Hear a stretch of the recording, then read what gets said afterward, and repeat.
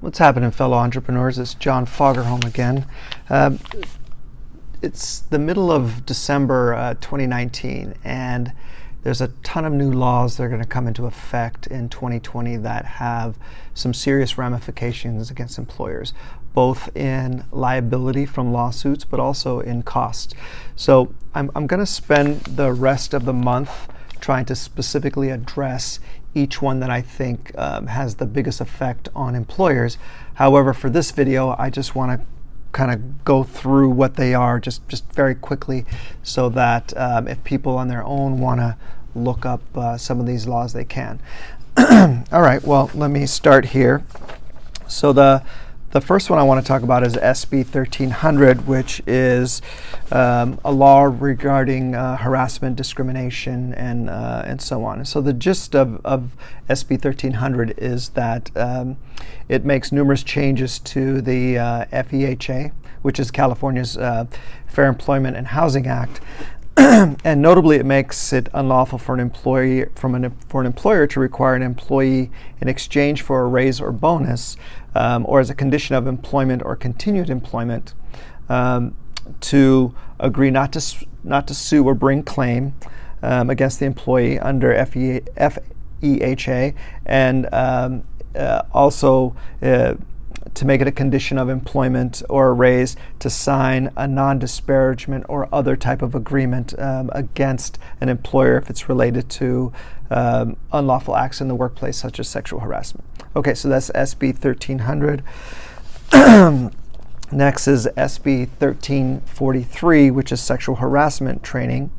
And what that does is, by January 1, 2020, it requires employers with 5 or more employees to provide 2 hours of sexual harassment training for supervisory staff and 1 hour of training for the rest of the staff.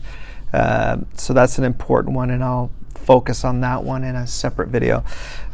Next, we have SB 820, which is prohibition of confidentiality clauses in settlement agreements. This one really bugs me, because that's what a settlement agreement is for. You're not admitting that you did anything wrong. You're just saying, hey, I'd rather settle this. But anyway, so what SB 820 does is it prohibits a settlement agreement from including a confidentiality provision that prevents the disclosure of factual information pertaining to civil or administrative complaints of sexual assault, sexual harassment, or workplace harassment or discrimination based on sex.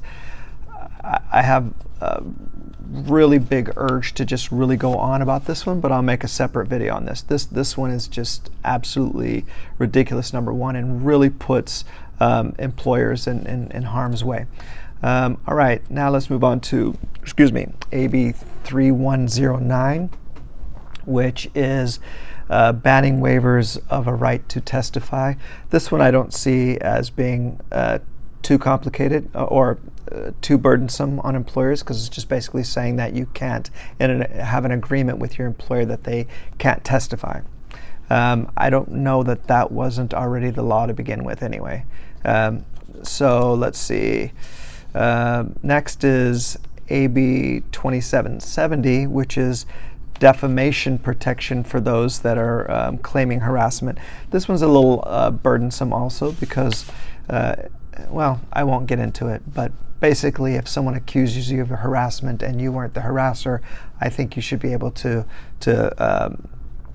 file a suit for defamation. But this limits and restricts that. Okay, here's a good one that affects attorneys and other professionals. SB 224 expands the list of what a professional relationship is. So basically, if you have a professional relationship with someone, even if they're not your employee, it could be considered. It could be considered sexual harassment, depending if all the other elements of sexual harassment fit. And in this case, it just expands that list of who they are. Let's see. Then we have AB 2338, which is sexual harassment education materials and training for talent agencies. I won't get into that. That's pretty self-explanatory.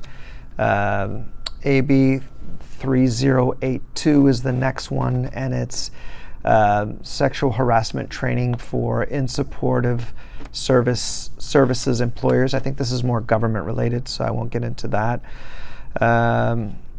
AB 2079, sexual violence and harassment prevention training for janitorial services providers. So this is linked to their license, basically. So they've got to provide certain amounts of sexual harassment training for their licensing. Okay, SB 826.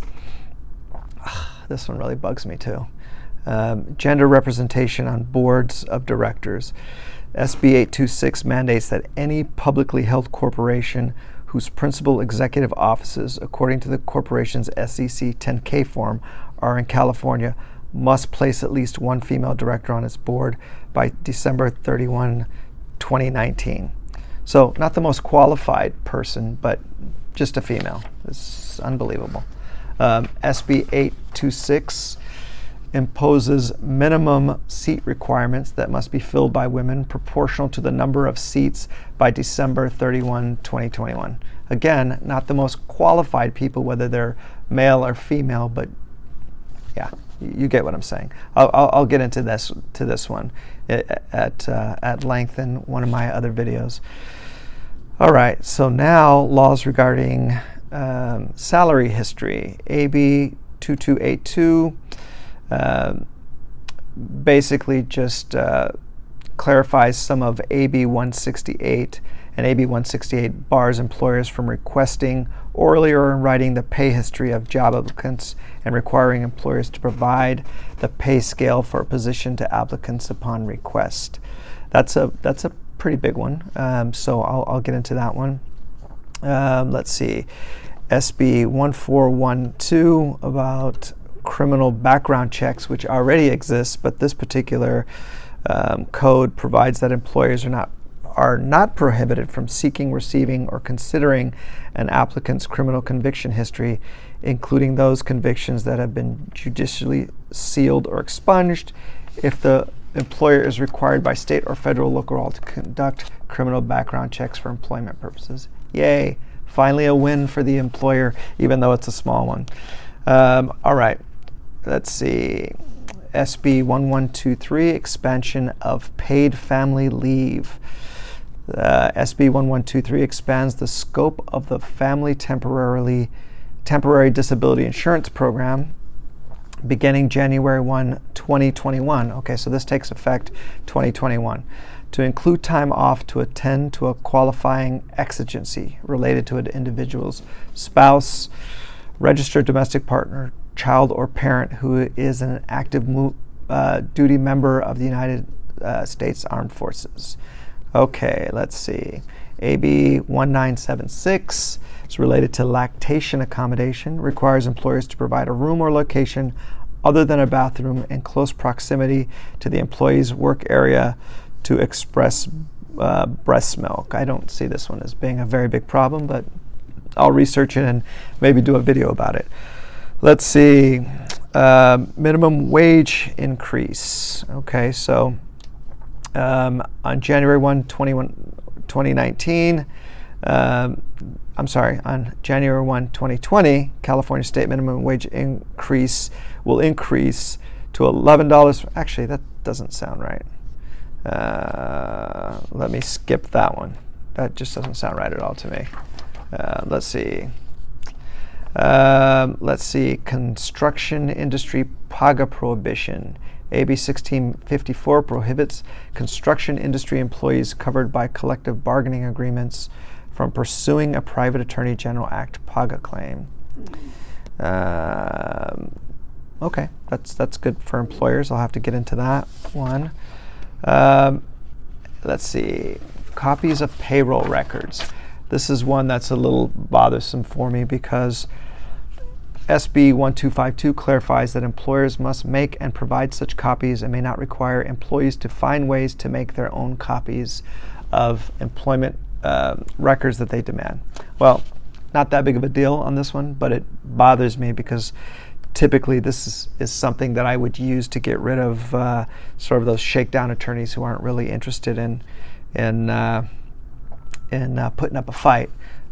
Anyway, so that is the laws that are coming into effect.